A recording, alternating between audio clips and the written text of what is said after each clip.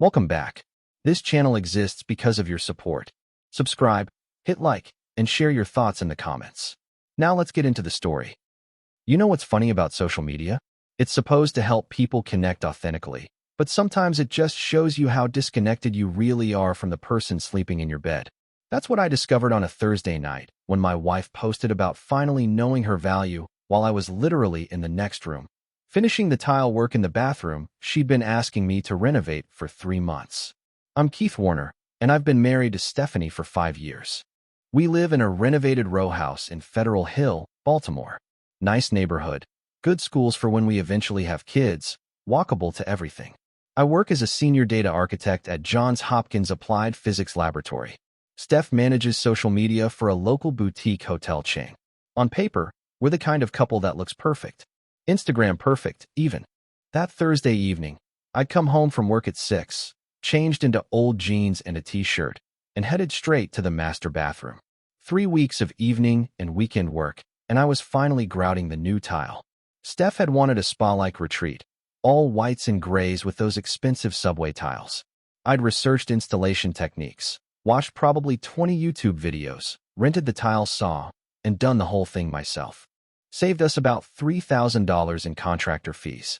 Steph had left around 5 for girls' night at Peabody Heights Brewery. Bridget's idea, apparently. Bridget was always organizing something, always posting about it, always making sure everyone knew she was living her best life. I'd met Bridget maybe a dozen times in 5 years. She was loud, opinionated, and had recently divorced her husband for reasons that seemed to change depending on who she was talking to. I was on my knees, working grout into the last section of tile, when my phone buzzed on the bathroom counter. Usually, I ignored notifications when I was working, but something made me glance at it. Instagram. Steph had posted. I wiped the grout off my hands with a rag and picked up the phone.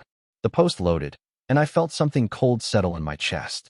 It was a selfie of Steph, taken at the brewery. The lighting was perfect, that golden hour glow that made everything look like a movie scene. She was looking at the camera with this contemplative expression, the kind that was supposed to convey depth and self-awareness. The caption hit like a sledgehammer. I finally know my value. Time to stop accepting anything less than I deserve. Real growth means setting real standards. Hashtag know your worth, hashtag no more settling, hashtag level up. I read it 3 times. Then I scrolled to the comments. Already 47 likes in 15 minutes. The comments were flooding in. Bridget, finally. Girl, it's about time. You've been giving 110% and getting 30% back. He needs to step up. Someone named Olivia Harrison. Remember our brunch convo? This is exactly what we talked about. Sometimes you have to show them what they're losing.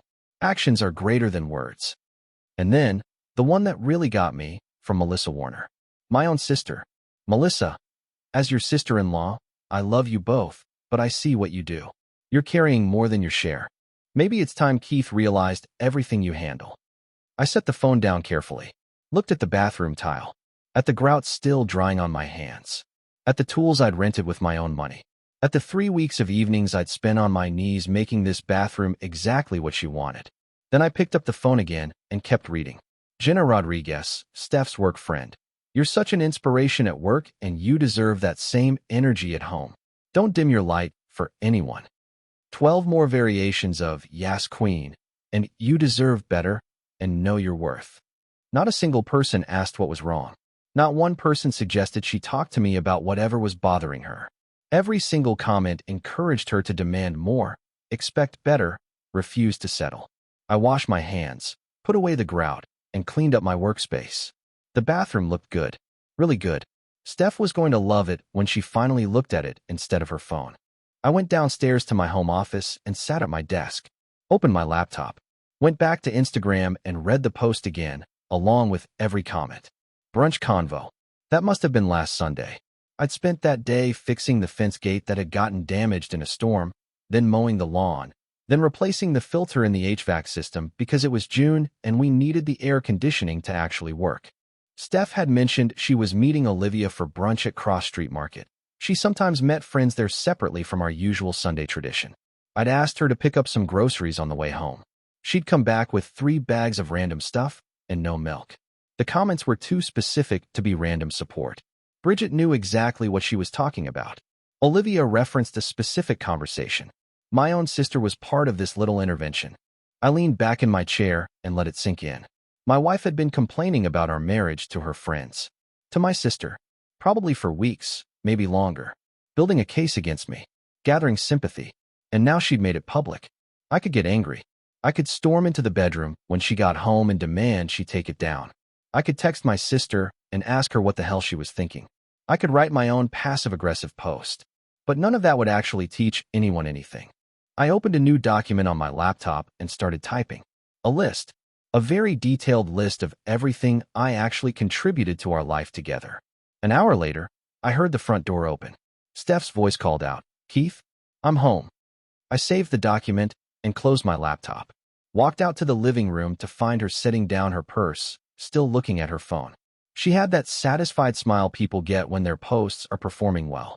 "Interesting post tonight," I said, keeping my tone neutral. She glanced up briefly, then back to her screen. "Oh, you saw that? Just something that came up during girls' night. We were talking about self-worth. While I was grouting your bathroom tile." She set her phone down with a slight huff. "It's not about you. Why do you always make everything about you?" So posting about not accepting less than you deserve, right after I spent my evening doing manual labor on a home improvement you requested, that's just coincidental timing? Look, if my post makes you feel some type of way, maybe that's something you need to examine. I'm talking about personal growth. I studied her face. She actually believed what she was saying. Or she'd convinced herself she believed it. What specifically about your life requires growth? What aren't you getting that you deserve? I shouldn't have to explain this. You should just know. There it was. The deflection. The subtle accusation that I was being deliberately obtuse. But I'd been with Steph long enough to know when she was being genuine and when she was performing. This was performance. "Fair enough," I said. "When you figure out what you think you deserve that you're not getting, let me know. I'd hate for you to keep settling." I went back to my office and closed the door. For the next hour, I researched, pulled up our bank statements, our credit card bills, our mortgage documents, investment accounts, made spreadsheets, created timelines, built a case of my own. By the time I went to bed, Steph was already asleep, her phone charging on the nightstand, probably still buzzing with notifications. I lay there in the dark, staring at the ceiling, and made a decision. If she wanted to know her value, I was more than happy to show her. If she thought she deserved better than what she was getting, I could demonstrate exactly what she was getting and what life would look like without it. My phone buzzed one more time. Another comment on her post. "You're too good for anyone who doesn't see your value." I smiled to myself in the dark. Perfect. Let's see how valuable she really thinks she is when she finds out what her standards actually bought her. Time to give her exactly what she was asking for. Friday morning, I woke up at 6. My normal time. Made coffee. 1 cup. Steph came downstairs at 7:15, still in her pajamas, expecting her usual morning routine. For the past 5 years, I'd made her a latte every morning. Frothed milk, double shot of espresso, the whole thing. It took about 10 minutes, and I didn't mind doing it. One of those small acts of service that made a marriage work. She walked into the kitchen and stopped, looking at the coffee maker, then at me sitting at the table with my single cup. "No coffee this morning?" "Oh, I made mine," I said, not looking up from my tablet. "Figured since you're focusing on not accepting less than you deserve, you'd want to handle your own preferences. I wouldn't want to assume what you think you deserve." She stared at me for a moment. "That's weird, but okay." I watched over the top of my tablet as she approached the espresso machine. We had a nice one, semi-automatic, the kind that required some technique. I'd learned how to use it properly. Steph had never bothered.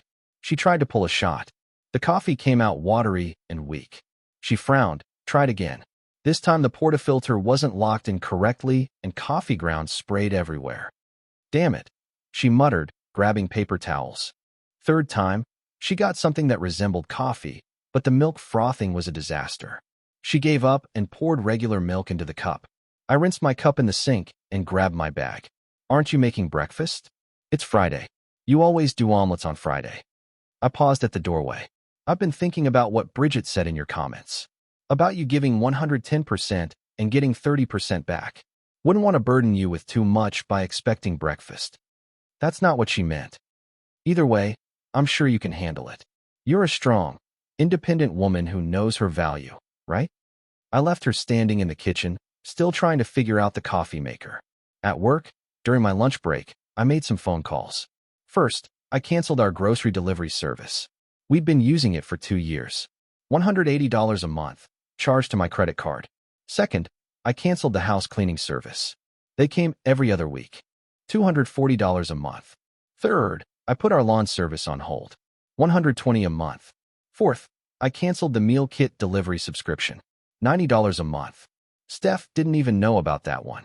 I'd been supplementing her random grocery shopping with actual planned meals. My phone buzzed with texts throughout the afternoon. 11:30, Steph, the grocery delivery didn't show up? 11:45, me. Oh, I canceled it. Figured you'd want more control over shopping choices. Personal growth, right? Did you cancel the cleaning service too? Yes, seemed like an unnecessary expense. Plus, you mentioned wanting to be more self-sufficient. Keith, what's going on? Just adjusting to your new standards. Talk when I get home. I got home at 6:30 to find the kitchen counter still covered with coffee grounds from the morning. No dinner prep, which was unusual for a Friday. Steph was on the phone in the living room. I caught the end of her conversation. I don't know, Bridget. He's being really weird. Yeah. No, I don't think so. Okay. Talk tomorrow. She ended the call and looked at me. We need to talk. Absolutely. How was your day? You know how it was. You canceled everything. I'm just respecting your newfound self-worth. You deserve to have more control, right? You're being petty. I'm being supportive. You wanted to stop accepting less than you deserve. I think that's great. We should both evaluate what we deserve. She waited for me to ask about dinner. I didn't. Instead, I pulled out my phone and ordered Thai food. For one, when the delivery arrived, I took it to my office and ate while catching up on email. Around 8, I heard Steph's phone ding with her own delivery order.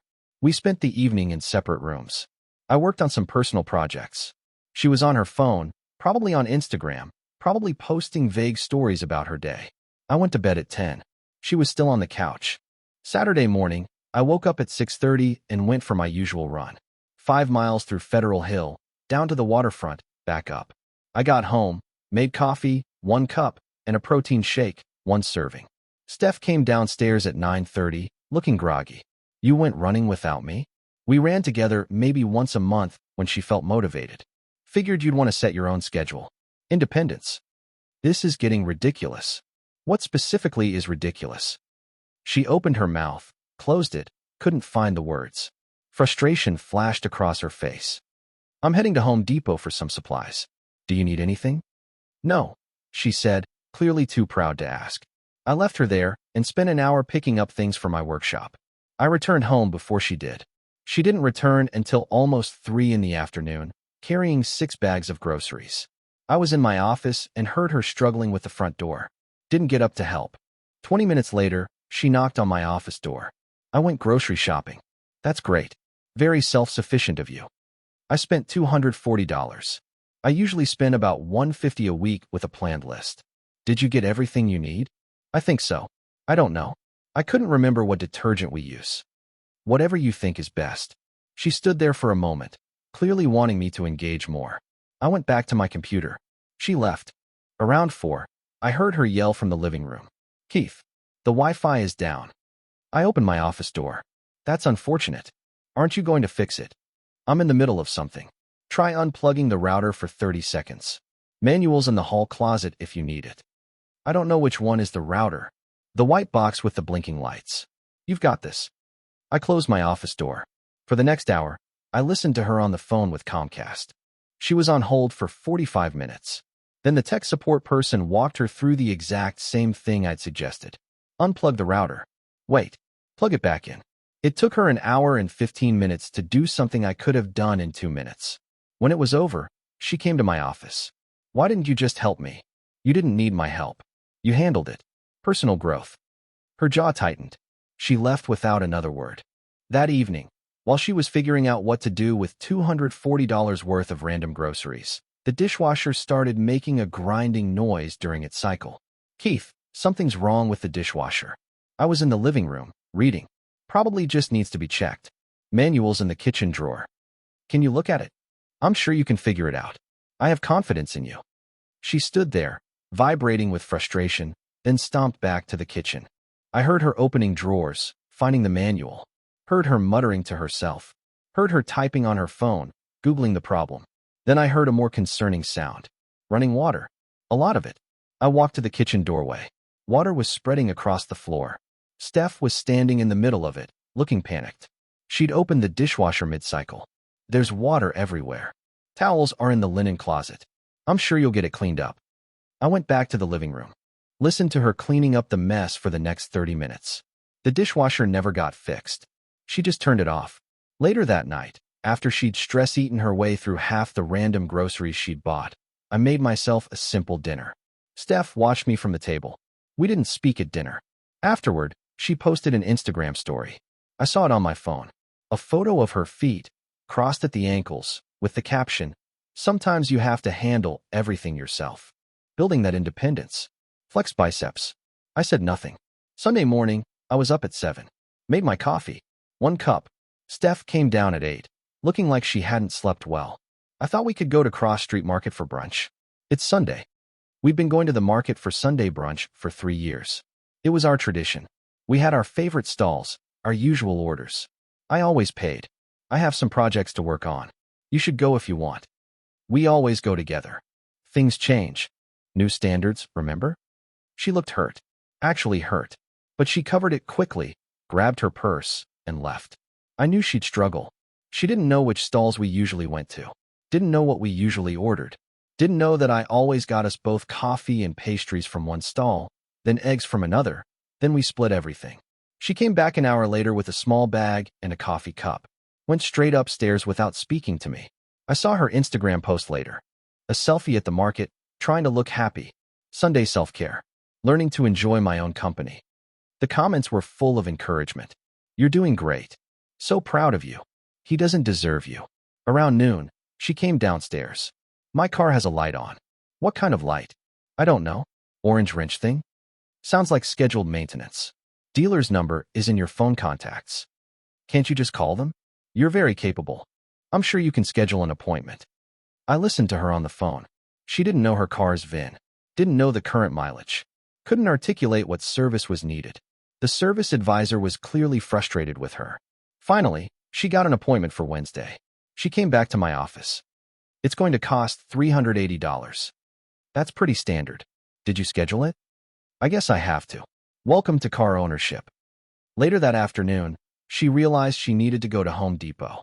She'd bought the wrong cleaning supplies, needed light bulbs, needed air filters for the HVAC.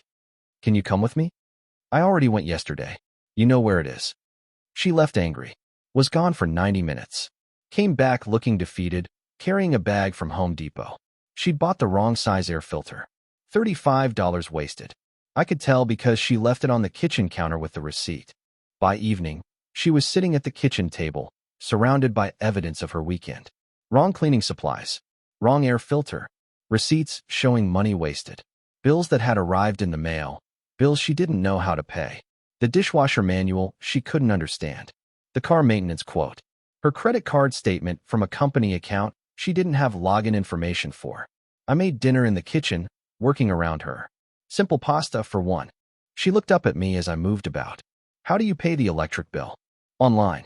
The account info is in my password manager. Can you just pay it? I could, but you should probably learn how our life actually works. What if something happened to me? Nothing's going to happen to you. Still, personal growth, right? The account number is on the bill. Customer service can help you set up online access. She looked down at the bill. It had a yellow overdue notice on it. I let it slide past the due date on purpose. This is overdue. Then you should probably handle it soon. The tension in the room was thick enough to cut with a knife.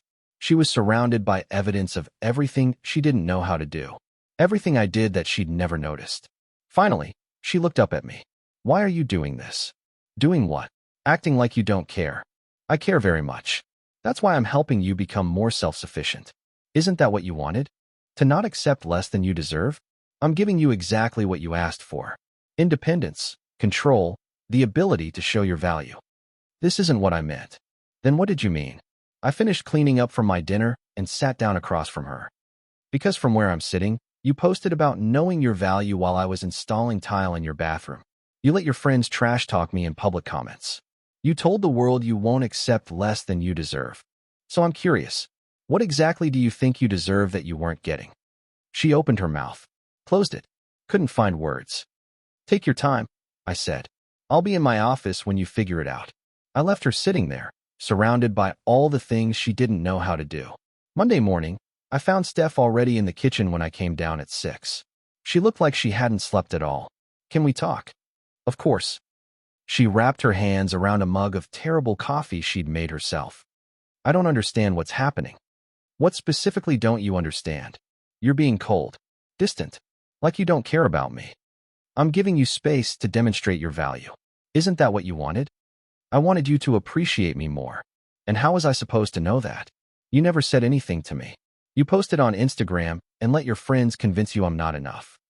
They were just being supportive. I sat down across from her. Bridget said you give 110% and get 30% back. Olivia said I need to see what I'm losing. Your own sister-in-law said you carry more than your share. Were they being supportive, or were they encouraging you to devalue our marriage? You're twisting it. Am I? Let me ask you something. How much is our mortgage? She looked down at her coffee. I don't know exactly. $2,400. Do you know who pays it? You do. How much are your car payment and insurance? I don't know the exact amounts. $420 and $280. Do you know who pays those? She didn't answer. I do. Every month. Without fail. For 5 years. Along with the property tax, the utilities, the internet, the streaming services, your gym membership, and about 2/3 of our groceries. I also handle all the maintenance on this house, both cars, all the scheduling with contractors, all our financial planning, our taxes, and our investment portfolio. Do you know how much we have in investments? She shook her head. $340,000, including home equity. Her eyes widened. She'd clearly had no idea. So I'm trying to understand what you think you're not getting that you deserve. Because for the last 3 days, I've watched you struggle with things I handle every single week. And I'm starting to wonder if you ever noticed what I actually do. Tears started forming in her eyes. I notice. Do you? When's the last time the dishwasher made that noise? I don't know. It's never made that noise. It has. 3 times in the past year. I've fixed it each time. Takes about 20 minutes and requires cleaning the filter and checking the seal. You didn't know there was a filter. Why didn't you tell me about all this? I did. Not directly maybe, but I've been doing it all along. Right in front of you. You just didn't see it because it was invisible. And when your friends told you that you give too much and get too little, you believed them. Because you can see what you do. You can't see what I do. She started crying. Real tears, not the performance tears she sometimes used to win arguments. I'm not trying to hurt you, I said quietly. I'm trying to show you reality. You wanted to know your value. You wanted to see what you deserve. Well, what you deserve is determined by what you contribute. And Steph, I love you, but you have no idea what you contribute compared to what I contribute. She wiped her eyes with her sleeve. I feel like such an idiot. You're not an idiot. You're just seeing the whole picture for the first time. We sat in silence for a few minutes. Then I stood up. I need to get ready for work. Think about what you want to do with this information. I left her at the table and went upstairs to shower. When I came back down, she was still sitting there, staring at her phone. She'd pulled up her Instagram post, the one that had started all of this. I should delete this. That's up to you. Your sister is going to call me. And Bridget, they'll think you made me do it. Did I? No. She looked up at me. I'm doing it because it was wrong. I complained about our marriage to everyone except you. I let them convince me you weren't enough when the truth is I'm the one who wasn't pulling my weight. She deleted the post. Then she opened a new one and started typing. I watched over her shoulder. Sometimes growth means admitting when you're wrong. I posted something last week that I regret. I let outside voices influence my perspective on my marriage, and I was completely off base. My husband is an incredible partner who does more for us than I ever acknowledged. Real maturity isn't about demanding more. It's about appreciating what you have and contributing equally. I'm grateful for the wake-up call. She showed me before posting. Too much? It's honest. That's what matters. She hit post. Her phone started buzzing immediately. Comments, DMs, texts. She looked at the screen, overwhelmed. You don't have to deal with that right now. Yes, I do. I created this mess. I need to face it. Bridget called at 7 in the morning on Tuesday. Steph answered, then looked at me. I nodded, and she put it on speaker. What the hell happened? Did Keith see our comments? He didn't have to. I realized I was wrong. Wrong about what? You were finally standing up for yourself. I wasn't standing up for myself. I was complaining about a problem I never discussed with my husband. This doesn't sound like you. Maybe the person from last week wasn't me either. Maybe that was me parroting what you guys wanted to hear. Are you serious right now? After everything we talked about? What did we talk about, Bridget? Because I remember you telling me Keith doesn't appreciate me. But you know what? You have no idea what Keith does. None. I know you were unhappy. I was insecure. There's a difference. And instead of helping me communicate with my husband, you encouraged me to post about him publicly. I was supporting you. No, you were validating my complaints without questioning them. That's not support. That's enabling. Bridget's voice went cold. I can't believe you're turning this around on me. I'm not. I'm taking responsibility for my choices. But I'm also asking you to respect my marriage going forward. Whatever. Don't call me when you realize you settled. She hung up. Steph was shaking. That was awful. But necessary. You stood up for us. She's going to tell everyone I'm brainwashed. Let her. The people who matter will see the truth. At 10, my sister called. I answered, putting it on speaker. What did you do to her? Good morning to you too, Melissa. I'm serious. Steph's post, her conversation with Bridget. What's going on? Why don't you ask Steph? She's right here. Hi, Melissa. Honey, are you okay? You know you can talk to me. I'm fine. Better than fine, actually. Your post was so different from what you told me last week. Because last week I was only seeing part of the picture. What does that mean? Melissa asked. I leaned forward. It means she spent the weekend handling everything I usually handle. She got a reality check. That sounds like manipulation, Keith. Does it? Let me ask you something, Melissa. When Derek was job hunting last year, who helped him revise his resume and practice for interviews? Silence on the other end. I did, I continued. And when your HVAC went out last winter, who researched contractors and negotiated the replacement cost? You did, but... And when you needed someone to watch the kids for your anniversary trip, who did you call? You did. Her voice was quieter now. So when you commented on Steph's post that she does more than her fair share, were you comparing our actual contributions or just validating her feelings? Long pause. I didn't think about it that way. None of you did. You heard her complaining and you validated it without questioning whether her complaints were fair. Steph spoke up. I love you, Melissa, but you were wrong. I was wrong. We all were. I'm sorry. Melissa sounded genuine. I should have asked more questions. Thank you, I said. The call ended better than it had started. That afternoon, Steph met Olivia and Jenna for lunch at Atwater's in Canton. I encouraged her to go, to face it head on. She didn't return until after 6:30, looking exhausted. How'd it go? She dropped her purse on the counter. I think I just ended 2 friendships. Tell me. She told me about the lunch. How Olivia had accused her of being submissive. How Jenna had said she was no longer inspiring. How Steph had asked them both what their partners contributed to their lives. Olivia couldn't list anything beyond emotional support. And when I pointed out that Keith does everything she does for herself, plus everything a supportive partner does, she got defensive. Said I was being unfair. And Jenna? I told her she'd never been in a long-term relationship, so maybe she wasn't qualified to give me marriage advice. She looked like I'd slapped her. How do you feel? Sad, but also relieved. Is that weird? Not at all. Sometimes we outgrow people. She sat down at the table. They were never really my friends, were they? I think they were friends to the version of you that complained, not friends to the version of you that's trying to grow. That evening, I cooked dinner for the first time in 5 days. Made her favorite, chicken piccata with angel hair pasta. She helped, taking direction, learning. Over dinner, she said, can you teach me? All the stuff I don't know?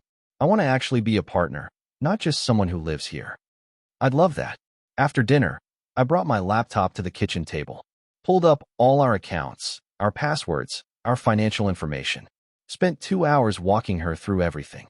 Our mortgage, investments, monthly expenses, tax strategy, and savings goals.